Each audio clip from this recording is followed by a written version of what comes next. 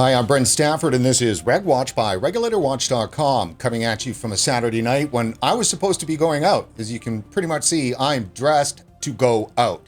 Instead, I am pissed off, and I have brought a guest on with us to talk about this.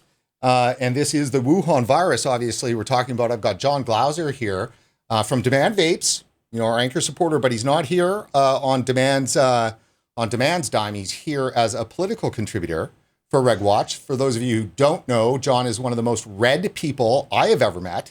And if you thought I knew a lot of stuff, this guy puts me to shame. John, thanks for joining us. You give me way too much credit, Brent, but I do enjoy these discussions.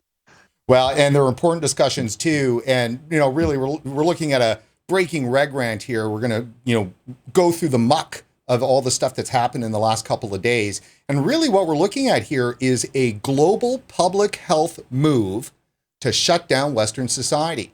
You can't call it any other way. So if you vape, the Wuhan virus hysteria represents a clear and present danger. If you value freedom, then the Wuhan virus hysteria is the beginning of the end. It's as simple as that. And that's what we're going to talk about.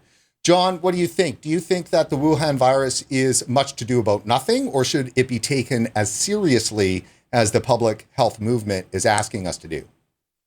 So I want to answer your question by bifurcating two things, right? You have your actual health, risk assessment to a certain group of people in our society where it is, yes, it absolutely 100% is a threat.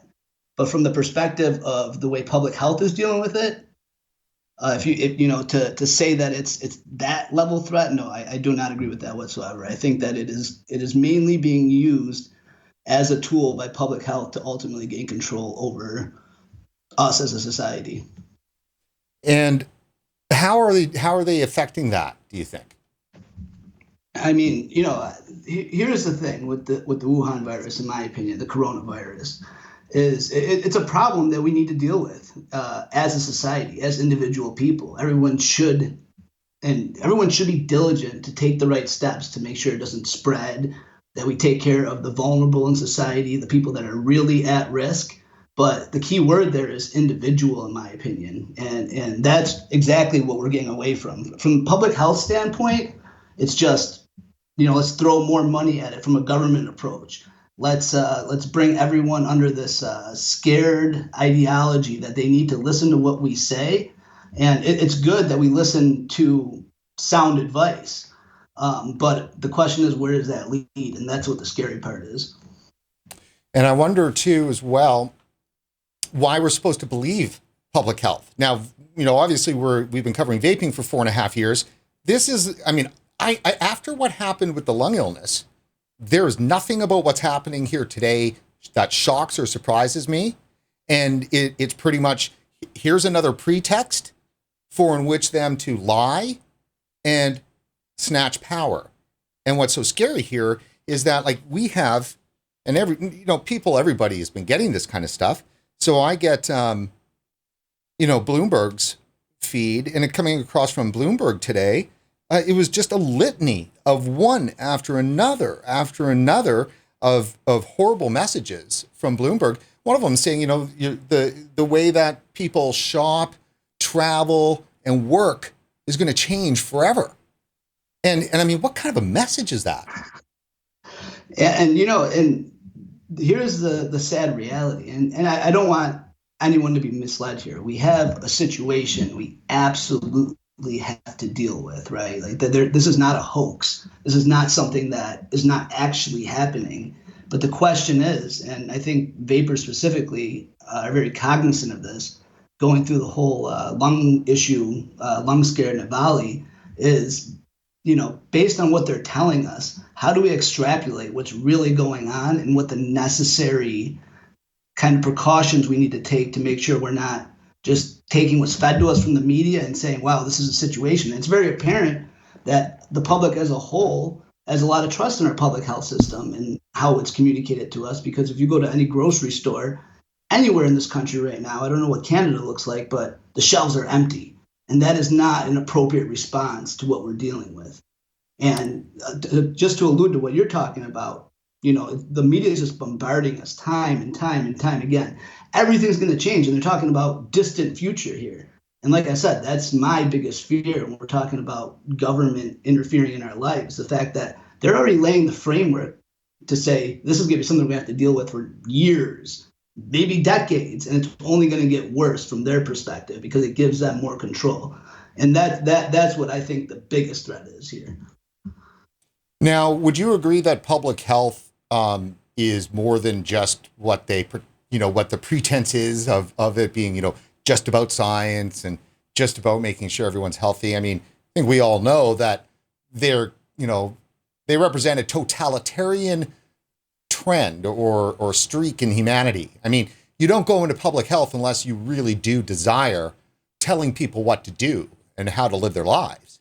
And quite frankly, must get a little bit of a kick out of the power of the state that you can deploy in order to coerce that behavior the way that you and the experts have decided.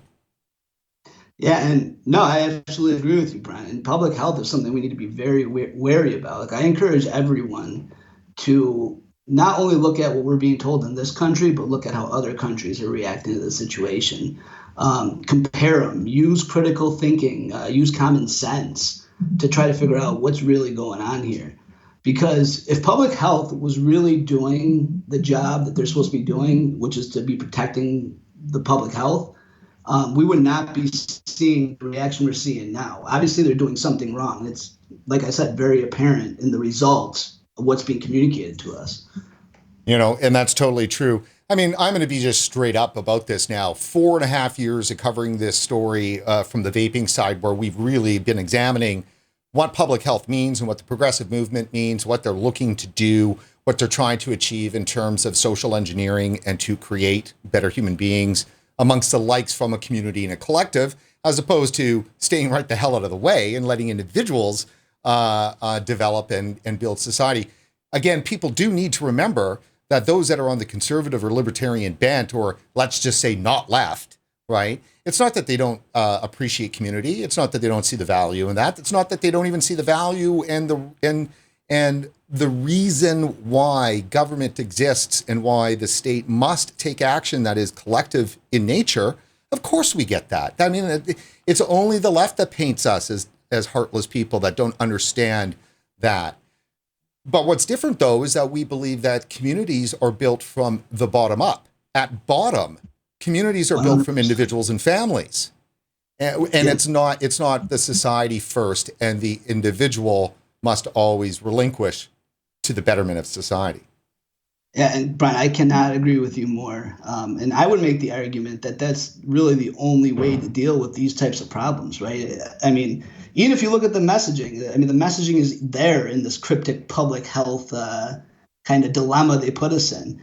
At the end of the day, they're saying we need to act collectively as a whole, correct? Like that's what they're telling us. Everyone needs to do their part. How do you make that happen? Every single individual needs to take the appropriate action to get a good outcome. And that's where it starts. And I think that's what's so important to realize here is, as individuals, instead of me saying, I want the government to handle this for me, I have to ask myself, and this would benefit society as a whole if everyone did this. What can I personally do for me, my family, first and foremost? And then from there, how do I be responsible in how I act to make sure my community is protected? And that's how we have to concentrate on the individual. To think that this huge federal government is going to come in, sweep in, and take care of all our problems for us is just a pipe dream. And that's what they want us to believe, because that's what gives them their power. So, and I think you hit the nail right on the head. When people say that conservatives or, right-wingers do not have empathy or they don't care for society, I would make the argument that fundamentally they care more than anyone else, because, that understanding that the individual needs to have that responsibility for themselves, it just organically turns into a good society that is not only responsible, it doesn't get out of control, because every single individual is taking care of their needs. And by default, those needs turn into a healthy society that is vibrant and will flourish. No, that is totally true. And conservatives is a bad word for a lot of people because they, excuse me, it's been for all these people that have been recently red-pilled, and so to speak, right? And they find themselves on the other end of this conservative label, and they're having a real hard time handling it because they don't know how to handle it. Even myself, I would have not called myself a conservative some years ago, and even today, I still don't like it totally because it allows me, it makes me decide to put myself into their definition making machine. And I think the most important thing, and I really want people to start getting out of this tonight, this is the most serious thing that has ever happened in my lifetime, and not in any of our lifetimes globally like this since the Second World War. And I mean, I have to remind everybody here that progressives live. So we've talked about their utopian aims, the historical determinism, the desire to build a better man. They believe a utopia, the kingdom of heaven is a place on earth. That song is the progressive religious anthem. When you hear heaven is a place on heaven is a place on earth, that is a religious song. That's not a pop song. That's a religious song singing about heaven is a place on earth, and that's the progressive utopia. Now, they also, sorry, and I think I lost my thought there, and I'll get it back because it's a really important one. Well, let me comment on what you said, because I think definitions are super important. Like you just mentioned, conservative, progressive, left, right. I think it's really important to realize this isn't from a political standpoint per se. What we're talking about here is more ideology, right? It's not like, I respect being an American, being in the Republic of America, that, if you're a Democrat from a political standpoint, I will fight and die for your right to have your beliefs. That's not what we're talking about when we say progressives. We're talking about this movement that's happening to kind of control society and hand it over to like this collective governmental controlled entity that basically just penetrates into every aspects of everyone's lives, so that we lose complete control over our own decision making. So this isn't necessarily a political conversation in its strict definition, because anyone who knows me knows that I could talk politics. No matter what your views are, what your stances are, I'll never fault someone for where they stand on social issues, where they stand on, pro-life, pro-choice, Medicare for all that stuff. Those are, we could talk that stuff out all day. This is more of an ideological principle that we're talking about here. And so let me pick it up there, because that's exactly, thank you very much, because what is my point, is that for those that are red-pilled, and on the other end of this conservative label, it's the issues like abortion and stuff like that that are really hard to deal with, because they're probably could be pro-choice if they're coming over from the Democratic side, and so then the left then just berates them like hardcore, and makes it very difficult for people to make that move, I guess, ideologically over to this side. I bring this up because the fact is that we should be opening up a channel here that is not about being conservative, but it's about being counter-revolutionary, because progressives are revolutionaries. The left is revolutionary. So that's the tactical thing. I was saying we know about the utopian and everything else. Now we got to talk about the treacherous, malevolent tactics of the left. And those tactics are revolutionary. They're grounded in that. So we don't necessarily need to say, hey, come on and be a conservative and come love Jesus, right? Or go be a conservative and you have to go out there and protest abortion. We don't care about any of that. We care, are you live against... and let live, right? And that's the same principle that we want to get back to. And this is the principle that we're not being allowed to get back to because of the progressive movement. Right. And we're not going to get back there until people start realizing that there is an us and them.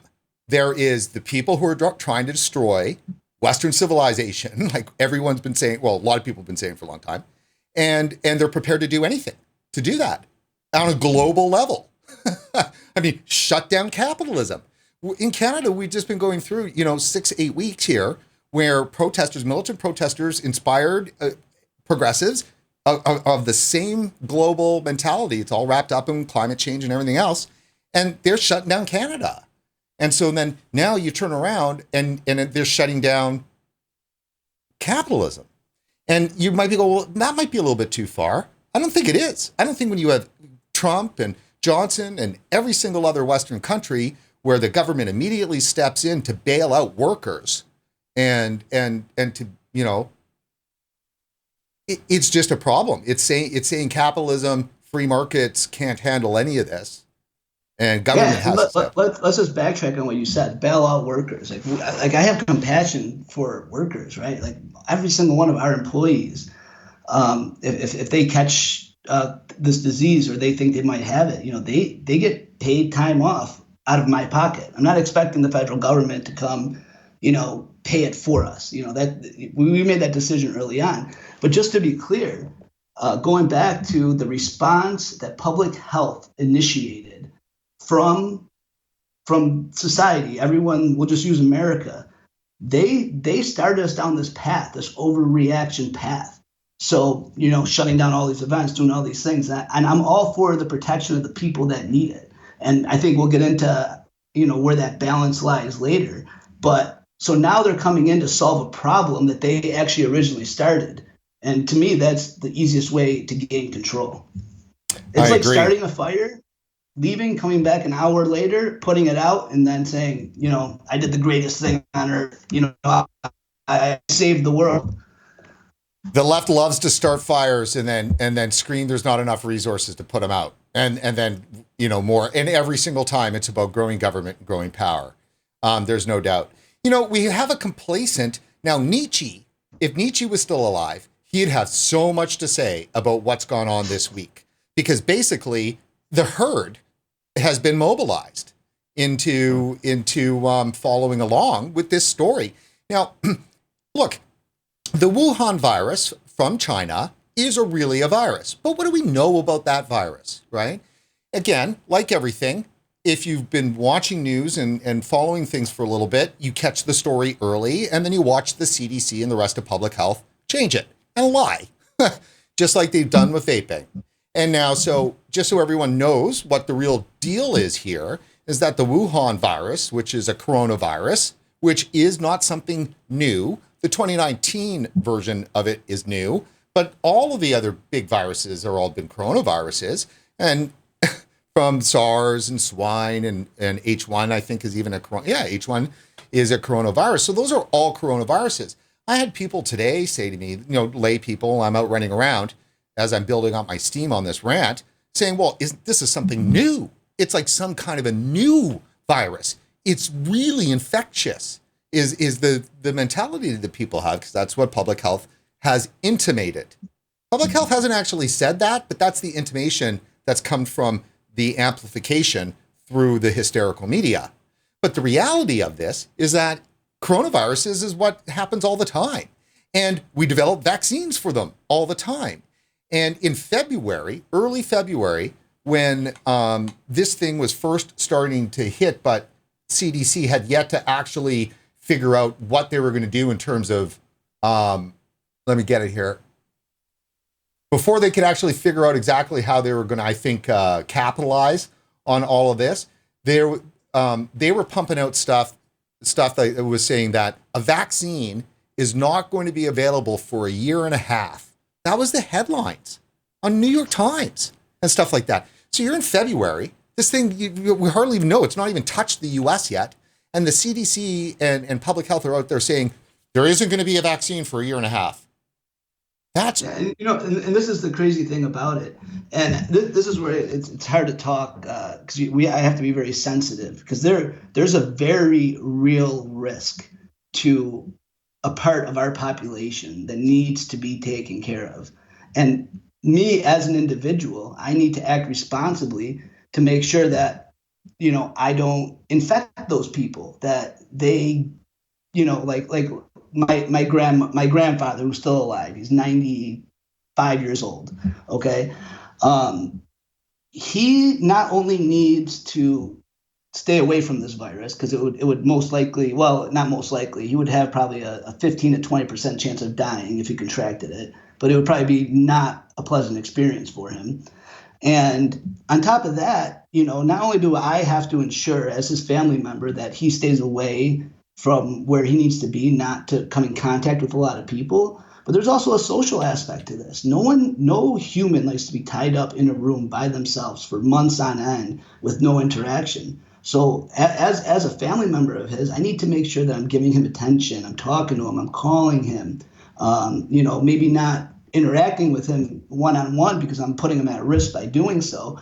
But if instead of the government coming out and saying, look, the world's going to end, everyone panic, and everyone starts going out buying as much food as they can, stocking up on toilet paper, doing this. Now, what happens to the 15 million of my grandfathers out there? That's the last things on people's mind now. All they're thinking about is self-preservation. Now, you tell me what's less selfish. What I just described about making sure that someone's taken care of, and that could happen across the board if everyone had that same mentality, or the second mentality that the government started of, or the panic they started to make sure the mentality is everyone needs to take care of themselves. So you just, part of your language there that you used with, that sense of danger to loved ones and stuff like that, rightly so. But what has not been explained at all is really what that danger is. So let's be really clear about this. This is not Ebola, where just, a sneeze or a look, whatever, and all of a sudden your insides are disintegrating and you're bleeding out of your eyes. And you're coughing up half of your organs and they're spreading all over the place. It's wrenching. It's a disease. That's what's in everybody's head. The CDC has done absolutely not one thing, not a single word.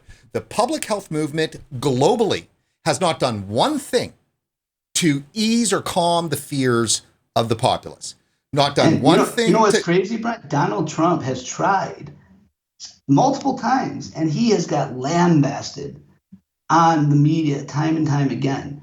Oh, he's downplaying this. He's, and I have a lot of criticisms of Donald Trump. I'm a Trump person, but when he's wrong, right? I'll point it out. I'll he says a lot of stupid things. He's not the best public speaker. He's probably not the most educated president we've ever had. I could go on and on and on criticizing Donald Trump. But when he says stuff like, most people might not even notice that they have. Most of the population is going to be fine. They'll go through a process. It'll take a couple of weeks. It'll be over.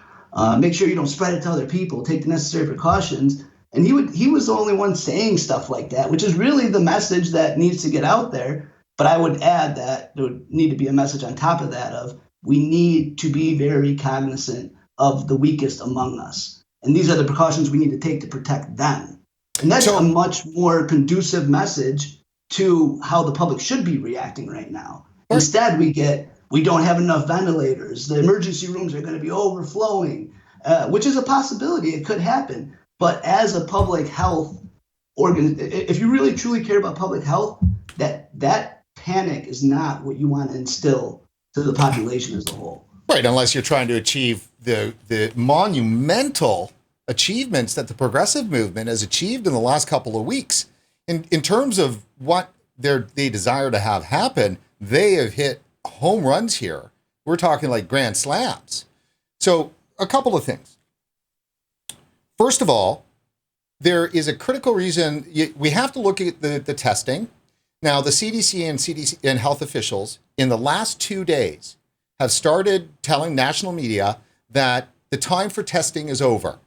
So any conversations about the fact that there weren't any tests and this and that, that's all in the past for the progressives. That's old news, doesn't matter. They're past it because they're malevolent, right? And they're able to do that.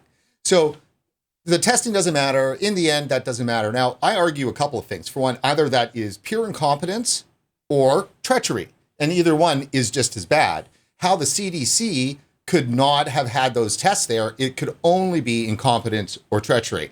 Now, if you look back through all of the other scares, so, I'm 50 this year, which means that I was a living, breathing human adult in my 30s during two major global virus scares, pandemics or epidemics, whatever they called them at the time.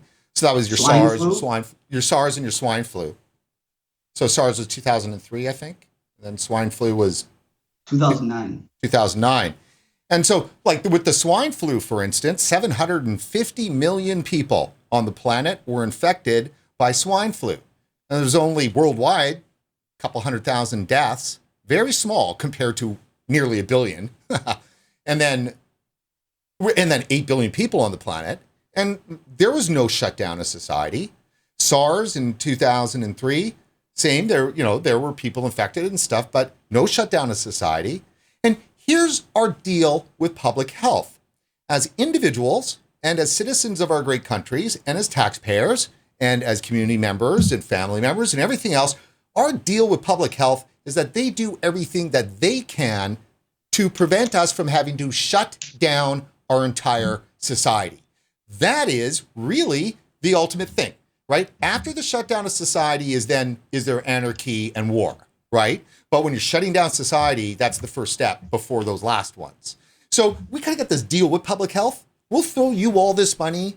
You tell us what to do all the time, nag the shit out of us, push us around. But whatever happens, when the inevitable, which happens all the time, every year, the flu and stuff like that, when that happens, the first thing you do, please, is protect us, not shut society down. It's a failure of public health to shut society down as the method to protect us. They have failed.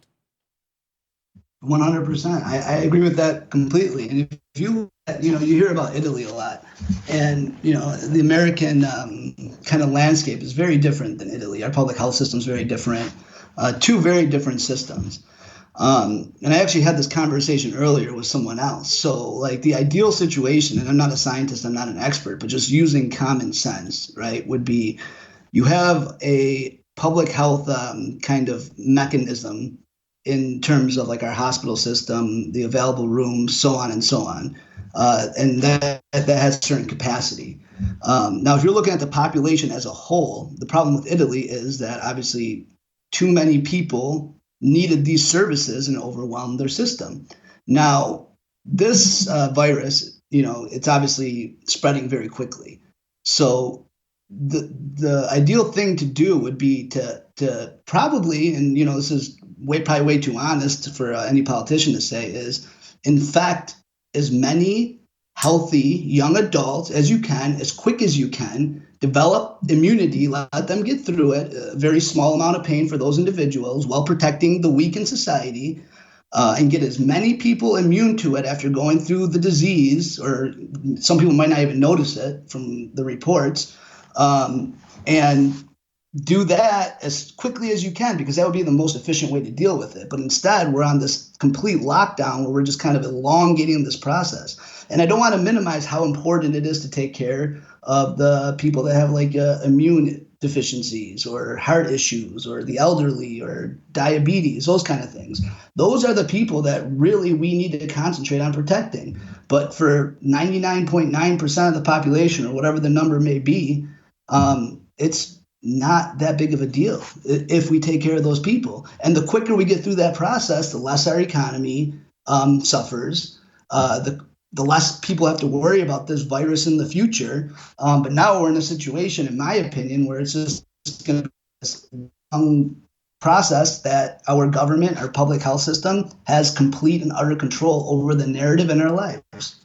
Yeah, and it legitimates, public health. If you're a vapor, right, and even obviously following just complete, destruction of science and truth that comes out of public health, the same public health people. I mean, this is WHO, this is CDC. I mean, this is FDA. Although, mind you, FDA is a little quieter on this file, but this is all public health. The same people in every state standing beside a governor, the same people in every city standing beside a mayor, are the same people that were standing beside the governors and the mayors saying flavors need to be banned and vaping kills. The same people. So if you are a vapor and you aren't absolutely furious and telling the world that this is this is a total overblown, thing, then I don't know where you're at as somebody who's a vapor, because I mean, this is clearly the same exact people. They were just last month doing it about vaping. Yeah, 100%. And, like, we intimately know the issues that happened there. And to think anything other than the same thing is happening here. And I'm sure the truth is in there somewhere, just like it was in that situation, right? But the public as a whole doesn't dig or look into what that truth is. So if people don't look at this whole situation or the messaging that we're getting with some level of skepticism, if they follow the whole Valley scare, I mean, I would say that's just kind of, I mean, I have no explanation for it. Well, there's no other citizens that are more, John, there's no other citizens that are better prepared to talk to other citizens about this than the vapors that have gone through following the Valley issue, because nobody else is going to have any idea about the mendacity of CDC and the rest of the public health. Yeah, and that's the other criticism I have of what's going on with this whole situation. The president's getting a lot of criticism, for example, for caring about the stock market and the rich, and that's all he cares about. And it's a legitimate concern that, as someone who doesn't fall into that category, right, I'm not a billionaire, the fact that has on our economy is significant. And I would argue it could affect the average person's life much more than this virus even could. So I think that's a legitimate concern, is the economy. And you have to balance that with what the actual public health threat is. And at this point, I can't tell you what the actual public health threat is. I don't think anyone can, because it's obvious that they're not being honest with us. I mean, I'm sure it falls somewhere between what everyone thinks it is and nothing, but who's to say where it falls on that spectrum? Right. Well, I can make a couple of comments on that. Let's just zip over here because I want to jump through a couple of pieces of research from my research file here. This is from just January 24th. So for most people, this would be like this is well before anybody was talking about it. This is the dailymail.com out of the UK, obviously one of Britain's largest newspapers, and obviously the more common sense orientated one. China built a lab to study SARS and Ebola in Wuhan, and U.S. biosafety experts warned in 2017 that a virus could escape the facility that's become key in fighting the outbreak. So already in January, so here's what's happened, and I can report this on behalf of RegWatch and our reporting, and from listening to reports, early ones from Tucker Carlson, some from the Epoch Times, and interviews from Chinese nationals in Hong Kong and Taiwanese nationals in Taiwan, and watching this stuff in real time in January and then through into February. What we had happen here is that this facility in Wuhan, China, is the top, and it's called Wuhan CDC. So it's the WU CDC, Center for Disease Control in China. This particular facility is the top facility in the Chinese CDC system, the Wuhan CDC. It is the lab that does all of the work on bioweapons for China. It's the lab that does all the work on Ebola and coronavirus. It's it. And it's only a short distance, a couple miles, away from the meat market that the mainstream media had everybody believing at start this was just about the Chinese eating weird food like armadillos and stuff like that. And that's how this thing happened, which was the first black flag, or whatever you want to call it, from the conspiracy side of things. That was absolutely not right. It was a complete hoax. They screwed up, the Wuhan CDC people screwed up so bad that the Chinese asked the United States of America to have the CDC step in and take over the entire investigation and the whole act mopping up in China. So U.S. out of Atlanta, CDC, went to China to take control of it because the Chinese couldn't do it. It escaped from their facility. So it turns out, from what we understand, and there are some academic papers that were out early that China's already had taken off the internet. And I've got them, but we're not going to, I'm just explaining everything. You got to send me those. I don't know anything about this. You got to send me those. Yeah, I'll do that for sure. And so one of the researchers apparently who has been working with the bats that were infected with the coronavirus, that because they're building weapons and shit and studying coronavirus. Blood had dropped on him and stuff. There had been that. They think that that's how he got it. There was a couple of other exposures that he had had. And then, of course, the market is where everybody was at. And the virus got out through that researcher. And the first 5 major people to have died in China from this disease were all employees at the Wuhan CDC. All of them. All right. So, okay. So, but you've got mainstream media in the US talking about how it's potentially this with, it's jumped from animals to humans and this and that, when that's not what happened. And then, so it's just really important to understand that, right? So the CDC is known the whole time. They've known since January about this. And then when it came time to get the test kits out, what happens is that they were late. They dragged their feet. And then they finally send the test kits out like weeks after, right? And then they come out and the test kits are they don't work. They're completely faulty. Again, incompetence or treachery, doesn't matter. Both the same reaction. And so some people probably know this, but like in Seattle, they're doing all this huge influenza testing in the universities there in Seattle and some private labs and stuff. They reached out to the CDC and said, hey, look, we can make this test. It's a very simple test. It's a swab. And then and then you put it in the thing, and then you grow the culture, and then you see, does the culture match the whatever it's called, the marker thing, and then either it's positive or not. Yeah. And so what happened was some years ago during the swine flu, because public health progressives need to have total complete control of the numbers of how many people are ill in these situations, and I'll explain in a second why that is. And this is through time now. So they took control over it. And so during the Obama years, they passed regulations that said no private labs or universities can do these testing anymore. It can only be done by the CDC. Yeah, it can only be done by the CDC. And the FDA has to approve it. And the FDA said no. By the way, Brent, have you ever seen the FDA approve something as fast as they approved that new test that came out? They started that went in for approval 10 days ago. Right. That's like record-breaking, never happened in the history of any approval process in FDA's history. That's because they said no the first time, right? And they said no the first time. The CDC tests are on the way, and then the CDC test showed up and they didn't work. So then now we're at that spot where you're at right now. So let's think about this now. What people need to understand is that with epidemiology, the power is in the numbers. It's just stats, right? That's what makes it insidious, is because they go, it's science. No, it's numbers. It's science. Run from a model. Yes, but the models are science. No, they're not. They're models. So, and you need the input numbers and stuff for all of that kind of thing. So controlling the perspective on the number of people that have been infected with any disease and how many have died is essential to the progressive public health movement, because depending on the situation, they use those numbers to generate more leverage, to gain more power and money and control through government. That's what they do. And so we already know, we had Dr. Brad Rodu on, like RegWatch is chasing this like a dog with a frickin' bone.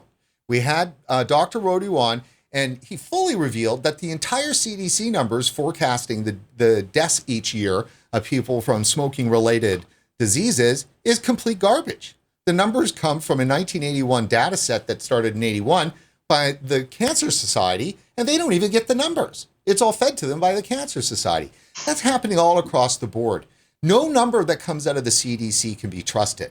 It's absolutely a corrupted organization. And people need to understand that. And we need to be telling our neighbors about that. So with the CDC, here's the deal. They can't afford to have people know how many Americans are actually in the world. They can't afford the world to know how many people are actually infected with this disease, because if that's happening in real time, then people will see, okay, somebody just got tested, somebody just got sick, somebody coughed and had a sneeze, and 2 weeks later, they're fine. If that was happening 3-4 weeks ago, we would not be in a shutdown of our society. 100% agree with you. And that's the problem. I mean, they balance these things out.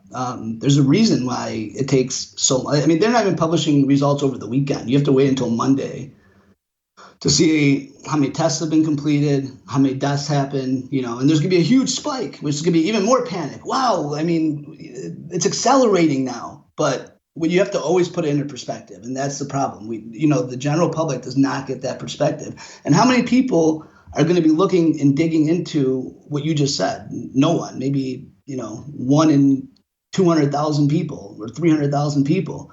I would say 90% of the population right now doesn't even understand that what they're reporting are confirmed cases, not, like people that say, or thought they had symptoms, went to the testing facility, got tested, waited a day or two and came back. Realistically, who knows how many cases are actually out there, but if people knew how many cases were out there, it wouldn't seem like, it would not elicit this panic that we're seeing now, essentially. And that's right. Exactly what their goal is. Yeah, because the key number is the lethality rate, right? How lethal is the virus? So, regular people will say, well, hey, wait a minute. Today, right now, in 2020, there are 39 million Americans who have the flu. 39 million Americans have the flu, and 16,000 have died in this year's flu season, which starts, at the end of 2019, right?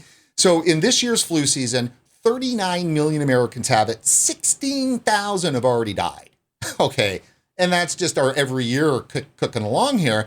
You bring that up and they go, yeah, but this is like more lethal. If you get it, right, you're more likely to die because of lethality.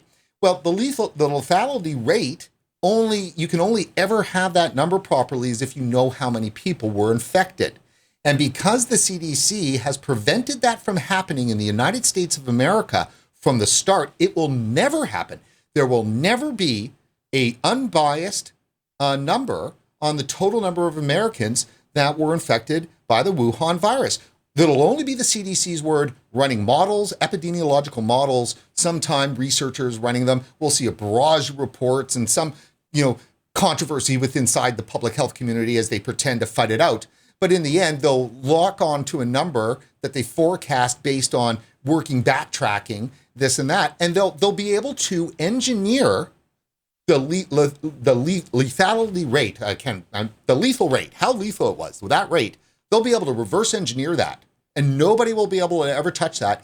And it's that number that will be used to justify all of the actions, because it is the number they're using to justify all the actions. It's not how many are infected. It's how many will die that get infected. 100% agree with you. And that goes back to the whole control mechanism that we were talking about. And that, to me, is a much bigger threat than this virus. And like I said, protect the elderly, protect the immunocompromised, people with, conditions. Keep them at home. Don't go near them. Keep them entertained. Make sure their mind is in the right place to stay in that area they need to be. But the population as a whole, just crazy that they're shutting down entire events, doing all these things. And it's literally a response that they themselves elicited.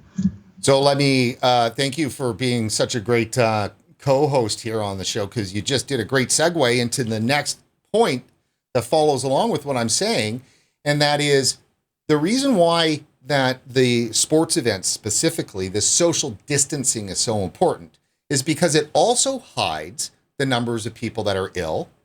And remember, they're not trying to hide the numbers of people that are ill because, oh my God, if there's a lot of people ill, that would somehow hurt their argument. No, if there were like 10 million people ill, and they could even, with any kind of credibility say that, they would in a heartbeat. They would lie their faces off saying there's 10 million Americans ill if they could, but they can't. Social distancing, what it does is it removes the disease from the public, and it doesn't remove the disease to protect people from it. It protects the lie. Because, for instance, if the NBA stayed playing games, but no fans, great, that's fine. That totally makes sense. Like a regular society, that would be an extreme thing to not do the events. But we say, hey, look, we're a technology world, highly connected media. So if we're going to say people got to hang out at their house and watch their TV and their iPhones and this and that, at least let them have their NBA basketball games going, right? But no, they just shut it right down, like boom. And it was right after, that player, touched all the mics and made that joke and everything else. Well, this is weird. The reason why this is really important for me to bring up, so you've got players playing but no fans. Everyone at home worrying about this whole thing, and they're taking power. Well, you watch and the media is going, and LeBron James, say gets coronavirus. All of a sudden, he's pulled out of the game. He's out of the game, and that is like global news, right? Every media organization on him. Now, all of a sudden, we're seeing interviews with somebody who's got coronavirus that people in the world respect and trust and hold him credible. And so the media hopefully would be asking him, well, so how do you feel, this and that? And then, LeBron goes off, and 15 days later, he's fine.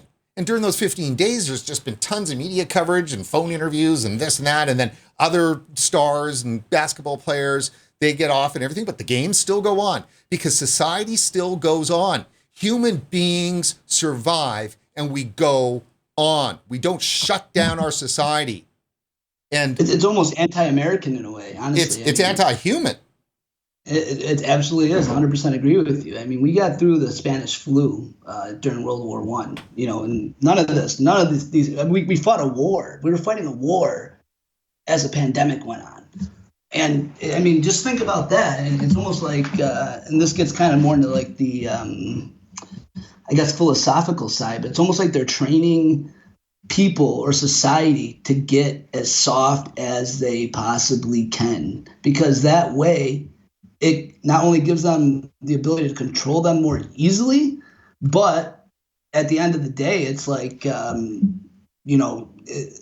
if you ever want to invade a country or take a country over, and I'm just using this as a metaphor for like our society, the best way to do that is to make them have as much fear instilled from the people that are invading them. And that's exactly what they're doing in society right now. And it's sad to see, it's sad to watch. And I, at the bottom of my heart, hope that they're not successful in executing whatever the overall plan is. Yes, it is an evil overall plan. I mean, I guarantee it. So yeah, so just like just like anything, progressives can't. Their biggest fear for them is for the regular populace to have a clear understanding of their nature, progressives' nature. So they do. So they're doing this right now in coronavirus. But let me explain though how they've been doing it in a much larger way for a longer period of time, because it's a direct connection to why they're so fascistic in terms of stamping out history. So the progressives can't afford current population to ever understand that through history, we're always the same people. We're the same people. Like, human beings don't change. We've got the same faults, the same needs, the same desires, the same everything, right? Treachery, capacity to do great evil, all of that stuff has been the same. And their lie is that they're making better human beings, and they've been in control for some time. And it doesn't seem that they're not actually achieving any goals here. So for one thing, I keep using the word treachery, but if you think back to ancient Greece and the Sophists, right? They're Sophists. The Sophists and the Cynics. And that's what the left is. They tear everything down. And so if you were to continue to educate people about the classics, they would see that these treacherous people I live with that are around us are the same people that Aristotle is talking about, right? In ancient Greece. And you go, oh my God, 2,500 years ago. So they can't afford to let people understand who they are. And it's funny you bring that up, Brian, because I always thought that the Julius Caesar, it was always the best representation of this, right? In Shakespeare's play, when Brutus stabs him in the back. And that's like the perfect analogy to exactly what you're talking about. They elicit this trust, that we're all on the same team, public health, we have your best interest at heart as a society as a whole and you as an individual. But all that does is put us in a position so we don't pay attention, and they ultimately just come by and stab us right in the back. Oh yeah. Yeah, that's I couldn't put it better myself. The stab in the back is for sure. You know, they for the history that they can't erase, for the statues they can't tear down, and for the books they can't burn, they apply the feminist lens to it, which is the problematized. Then it becomes problematic, right? And so they've actually taught all of these people that live today that the only way that you can consume anything from our past that they have not already been able to erase is only from the oppressor ideology frame. And so that's what's really crazy. And what's happening now is definitely a part of that whole process. And we need to figure out a way to shake people into some sense to understand that these people can't be right. And there's one point, and then I'll hand it to you, is that the problem is going to be is that there's not going to be bodies in the street. There's not going to be morgues overfull, right? That's not going to happen. And so in the end, none of it's going to happen. And what's going to happen is public health is going to say, that's because you gave us the power to do what we did. And that's why we need more power. Because here we just showed it to you. So we're in a catch-22 situation here. They've lied. This is a serious virus, like many. And we should have had the capacity to handle this without throwing up our arms and surrender. And they've stolen power that like precedent-setting power. And so what do we do after? Because they're going to just point to the fact that there are no deaths in any grand number as their success. And look, just because I wanted to kind of parlay off what you were saying, and this motif kind of ripples through everything we see in society. Like touching on the touchy subjects, transgender people, if you look at closing the border, building the wall, we hate Central Americans. I'm half El Salvadorian. The oppressor that you're talking about, right? Someone to point the finger at. They're homophobic. They're anti-woman. They're xenophobic. And let me just put this right on the table right now. I have an appreciation and a love for every single human being on this planet. I don't care if they're trans, gay, black, white, Hispanic, doesn't matter. They all have equal value in my eyes. But we get caught up in these arguments about how we have to overhaul our society because white supremacy is this big problem in America. And it's that concept that you're talking about of the oppressor. Like, these aren't real problems. If you had to write a list of all the problems that we face in our daily lives, where do you think white supremacy would fall on that list? Probably, 10,000 down on the list if you were being intellectually honest with yourself. But that's like one of the main arguments that we see in the media and you hear people talking about or arguing about. And when you put things into perspective, it's like, why? Why is this something that people are even discussing? It's not a problem. People generally, not even generally, it's just human nature to be social human beings. It doesn't matter if people are different colors or different thoughts or different beliefs but it keeps that same agenda up of always having an oppressor. You need to have something to pit people against each other. And what does that do? That allows this agenda that's going on in the background to take control and ultimately control everyone's lives. And, and no one ever wants to talk about it. Yeah. And people do need to. They've done such a good job of shutting down that ability. So we're just rolling now here on an hour live. And I'm conscious of, I want to make sure that people have Saturday night. And I know if the videos are too long, people shy away from watching sometimes. But there's so much here that, obviously we're going to be talking about it. I just want to let everybody know that tomorrow we have a scheduled show with Aaron Gunn, a great young guy who's a conservative, a firebrand, which I love that word. We need to steal that word back. It's not such a bad word. And we need more conservative firebrands. A conservative is not what people define it as today, right? If a true conservative, there's two different definitions that I would classify as. Your political definition, which is just one simple thing. You want to conserve the Constitution as it was written at the time it was written to govern our country. Absolutely nothing wrong with that. It doesn't insinuate, you hate other countries or you're racist or any of these things, which I would, and our government's gotten so far away from that. It's crazy. I mean, even if you look at our industry, the FDA shouldn't even have the right to regulate these products in any way, shape, or form. I mean, if anything, it should be a state issue according to our Constitution, right? I mean, it's like insane. The Constitution tells the government what they can do.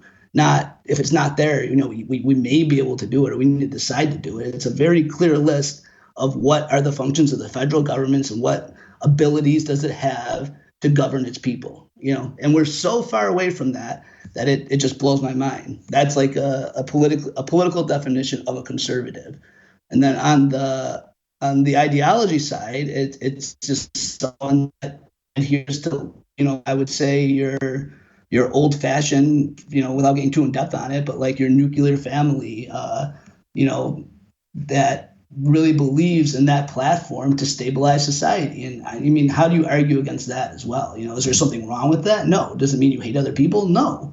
But again, the concept of the oppressor that we always have to go back to, you have to have something to fight against. So they take these things that have absolutely no bearing or there's no argument against them, and they turn them into issues so that people just don't want to interact or they have something to fight about with each other. It's just a huge distraction. Yeah, they're the masters of that. Okay, so we'll do a couple of things here. Important, I think, for our audience in vaping side. I want them to hear from what's her name again? It is Dr. Nancy. How do you pronounce her last name? Messonnier? How do you pronounce her last name? Do you know? I don't know. I have no idea. Yeah, she's from the CDC. She's the head of like the respiratory illness and this and that. I've got a clip here. This is now Tucker Carlson has been doing an interesting job on the coverage of the coronavirus. I'm a fan of Tucker. He and I are the same age. I was working at the CDC when he first started at CNN, that kind of thing. He's obviously gone a little farther than I did. But, I have my own thing, so I'm happy with that. But not as 8 million a year. But he, surprisingly, I've got a lot of criticism for the way in which Tucker has been covering this issue. And, it's not now to get too deep into it, but I think he's dined on a little bit of lunch here on this. However, he's been early. So this is from February 25th. This is Tucker Carlson. We're going to watch the first 4 minutes or so of it. And so you're going to hear his lead, the first bit of information, and then you're going to hear the CDC. Just to set this up is that this was just days, like I think a day, maybe two, right? After when Trump first made his first announcement that was downplaying and saying, hey, you guys, this isn't going to be as bad as it's going to be. It was in January when he cut off the travel and got all that heat, which was a very smart move. And then he had done this press conference and he kind of played things down. And then 2 days later, the CDC unleashed their political barrage, which delivered where we're at today. That's what I'm going to play right now. And I just had it up. Yeah, there we go.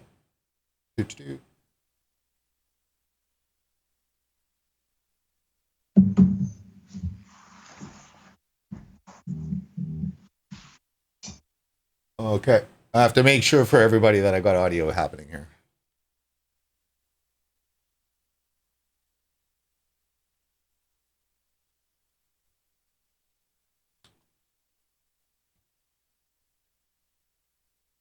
That was weird.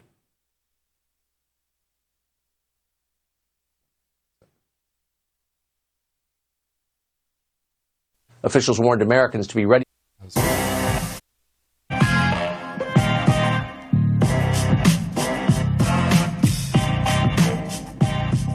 Officials warned Americans to be ready. Name in court today. Give you an update on exactly what she said and respond in just a moment. But first, the city of San Francisco has just declared a state of emergency. Officials warned Americans to be ready. Name in court today. Give you an update on exactly what she said and respond in just a moment. First, the city of San Francisco has just declared a state of emergency. Officials warned Americans to be read names in court today. Give you an update on exactly what she said and respond. First, the city of San Francisco has just declared a state of emergency. Officials warned Americans to be read names in court today. Give you an update on exactly what she said and respond. First, the city of San Francisco has just declared a state of emergency. Officials warned Americans to be read names in court today. Give you an update on exactly what she said and respond. First, the city of San Francisco has just declared a state of emergency. Officials warned Americans to be read names in court today. Give you an update on exactly what she said and respond. First, the city of San Francisco.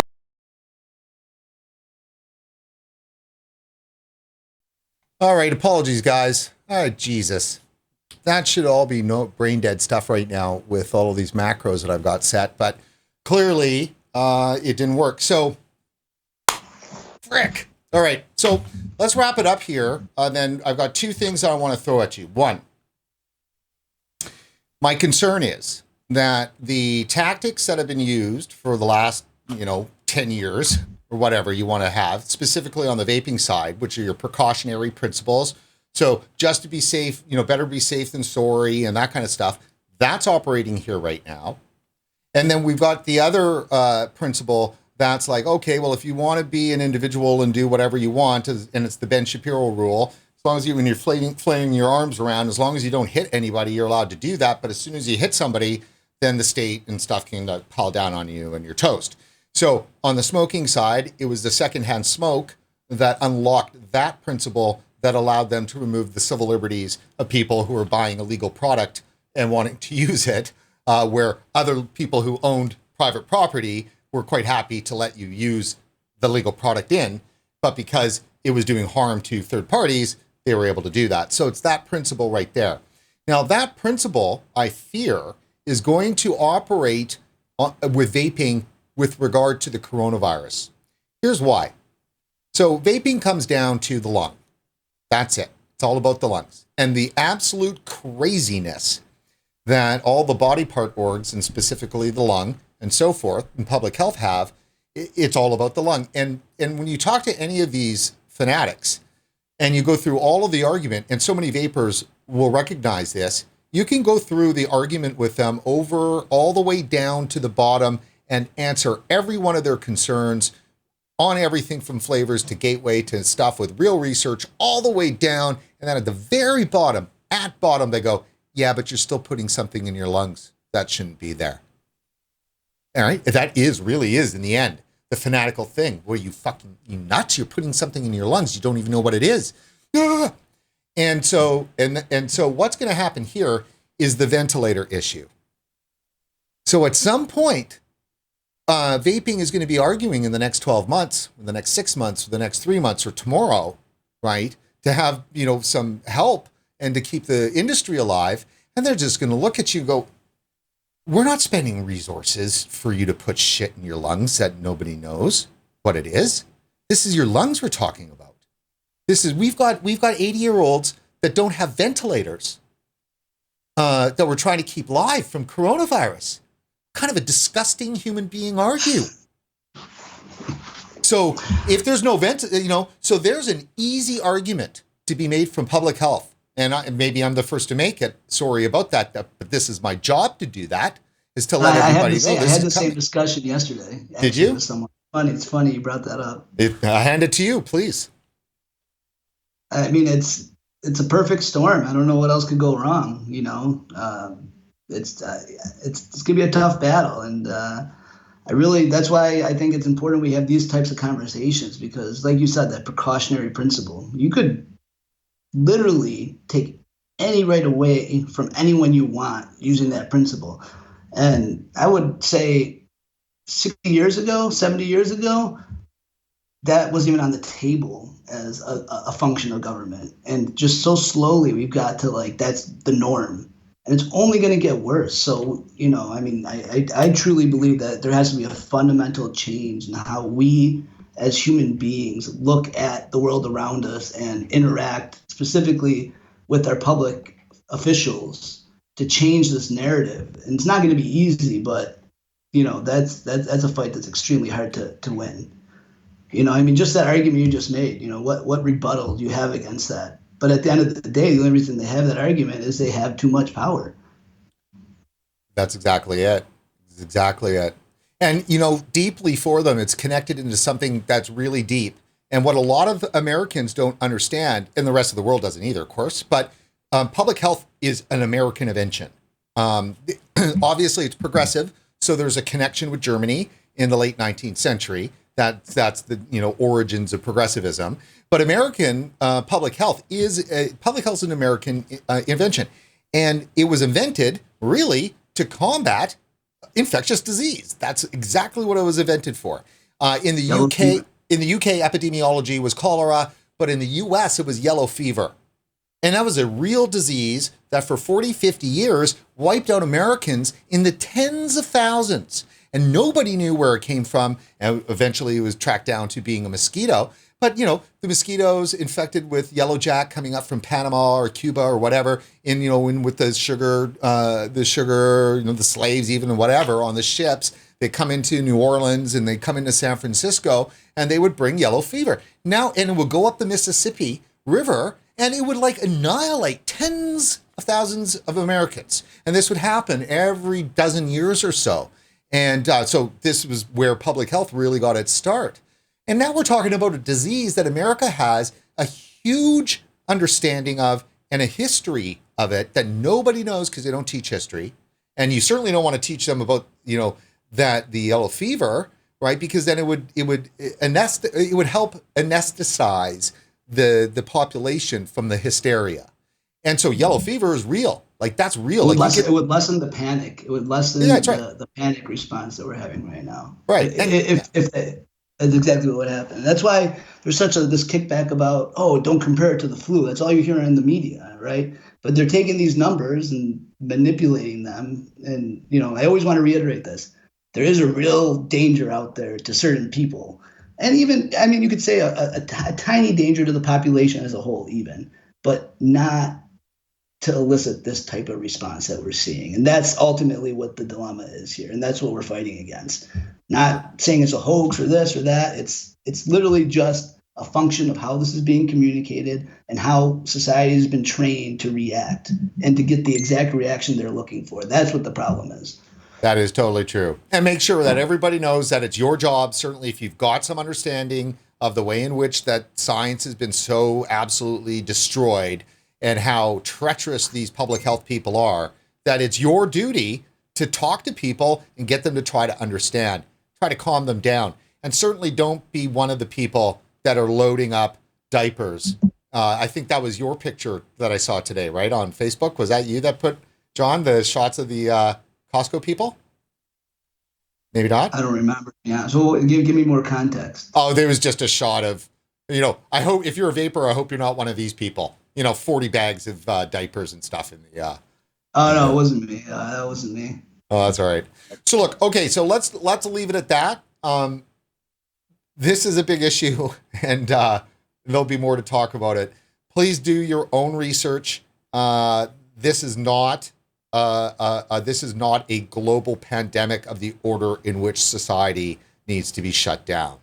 And it may be hard, but Trump is Trump's in a bind with what he's had to do. Yeah, just to reiterate, to do your own research. Just to make it as simple as possible. And this is kind of just emblematic of the whole situation. But look at what the U.S. response was to this virus, and then just listen to Boris Johnson from the U.K. and how they're reacting to this, and the difference there. And it's a huge difference. It's drastically different. And that will really give you an idea of how manipulative and controlling the media and our public health system is in this country. Yeah, the headline here, as Europe shuts down, Britain takes a different and contentious approach. Prime Minister Boris Johnson has largely kept Britain open, opting for more targeted measures, a strategy that has startled some epidemiologists. Well, I say, go to hell, epidemiologists. You just push numbers around. Why would you be startled? And you're startled because you're having your power challenged by the head of a state. And oh my God, you can't have that. Yeah, and and just to criticize Trump, because people always give me flack for not criticizing Trump enough. Someone asked in the chat earlier, how did Trump get wrapped up in all this? Here's my answer. He didn't. Well, he did indirectly. But Trump's instincts, I think, were always right. Something is off, I think, is what he thought here. And you could tell in how he was speaking and his messaging. And this is what the media points out as contradictions, right? Like Trump can't control his administration. And ultimately, I think, this is what my main criticism of him is he's not following his instincts. I think it would be a very different response if he was. He's listening to these bureaucrats and these public health officials and, succumbing to the political pressure to have like this shock and awe response. He's human, right? But I mean, if he had a stronger will, I think he would follow his instincts. And I think we would have more of a metered response, just like the UK took. If he wasn't so susceptible to all that pressure, not only politically but from the public health. Well, they've tried six ways to Sunday more than with any other president to remove him from office illegally, corruptly, maliciously. I mean, all the different things that they've done. I mean, the senators standing in the Senate during a judicial confirmation for a Supreme Court judge with a federal judge screaming that he's guilty of gang rape, right? On the floor of the Senate, as that's happening, and the media is all right behind it. It's done. These people, we need to sweep out all of these people. How that's done, I don't know. For the record, that's like the cleanest person that's ever lived. He literally like journaled his entire life. He somehow proved that 30 years ago that wasn't even possible because he was such a straight-edged, clean guy. And they're saying he's out there gang raping people. That actually blows my mind to this day. It's absolutely. And so then right through from all your Russia, your Supreme Court with Kavanaugh, and then you've got, the impeachment, which went nowhere. I mean, the impeachment finished, and it was days after that we started this hysteria. Not even months, not weeks, like days, right? So it's just critical to understand that. So let's leave it at that, John. I know that's a happy way to end our Saturday. Please, everybody, come and join us tomorrow at 7 p.m. Eastern, 4 p.m. Pacific to meet Aaron Gunn. And we'll be talking about what's going on in Canada a bit, but it's all wrapped up in this. Free speech is, he was, just had this major speech that he was supposed to give at the University of Victoria, and that was canceled. And it's all with regards to the whole Wet'suwet'en protests that have been going on here, which is militant activists trying to shut down Canada by shutting down its resources. And it's all connected. There's no doubt in my mind. So that's tomorrow. If you get a chance, our podcast is up.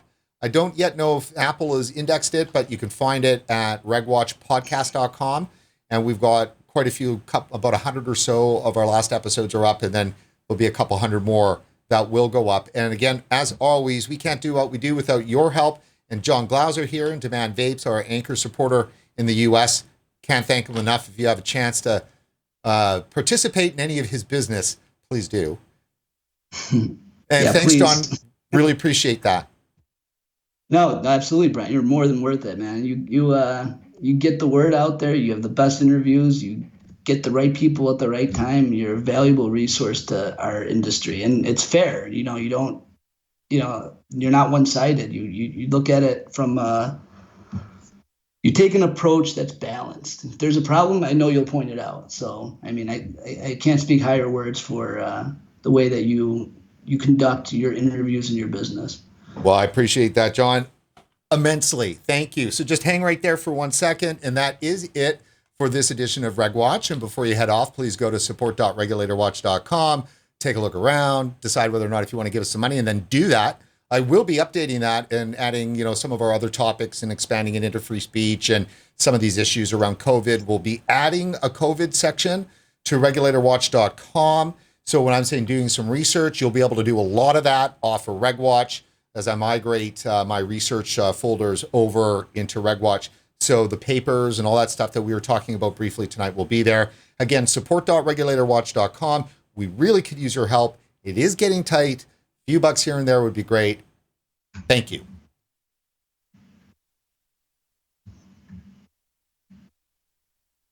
And my closing. Yeah, I got a notification here. I guess Cuomo just shut down the government from meeting with each other. What? 2 people have been infected. I wonder what this is going to do for the budget, man. I'm scared Cuomo's going to use his new emergency powers to just push the vape ban through his budget. Which is the big thing here, guys. Like this, I mean, no one's going to have any time to listen to about anybody about vaping. They're just going to do what they want. This is bad. I'm just trying to figure. Cuomo, what's the keyword on that for you? You want to give me the link right now, and I'll just, because we're still on the air.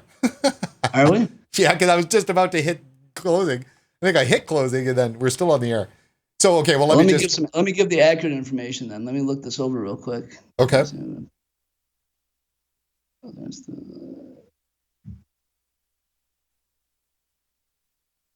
Yeah, these are. So they're only cutting off the public from the Capitol. So they're still going to be able to negotiate the budget just privately. You'll have no access, will they? And it's.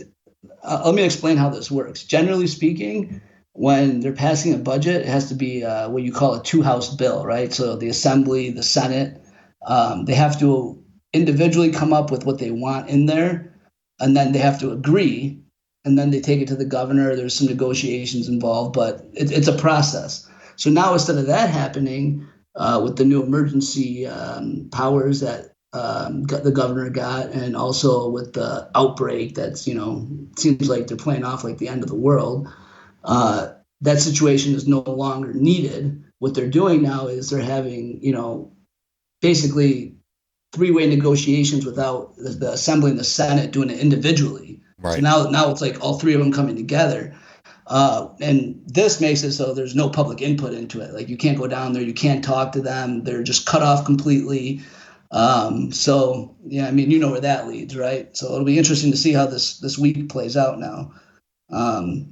Yeah, now it's a typical. This is the typical thing that you would use this scare to do. Would be to streamline all this regulatory stuff and just go, look, we've got way more important things to do, so let's just push this through. Yeah. And not even, and this literally takes all of the balancing out of the process because, it's like a double blind study, right? This side doesn't know what this side is doing. And then they got to figure out, then they talk to each other, then they figure that out, then they go to the governor. Now they're just all together. So, pressure from the governor is much more important because he's in that conversation before he really should be. So, we'll let's see what happens. Hopefully they do the right thing. And this goes back to the fear we talked about through the whole show, right? It's that government control that they elicit a response. They come and they save the day with how they respond to it. But ultimately what they really get is that power. And that's problematic, as is very apparent in the situation here. Yeah, totally. All right, well then, let's leave it at that. The advice that I've got as the cops are coming by here is to stay frosty, vapors, and stay frosty for the rest of you guys out there that want to fight for individual freedom and just some damn sanity and common sense out there. That is it for regulatorwatch.com for this episode, and we will see you tomorrow.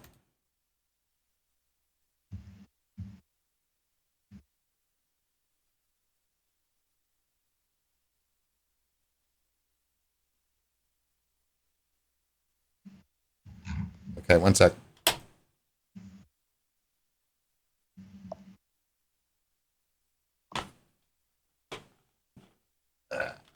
I have no idea why all of my audios stop working here. Unbelievable. That's all right, but hey, I got to fly, man. That went way too long, and Yeah, dude, go. You can go. We're off air.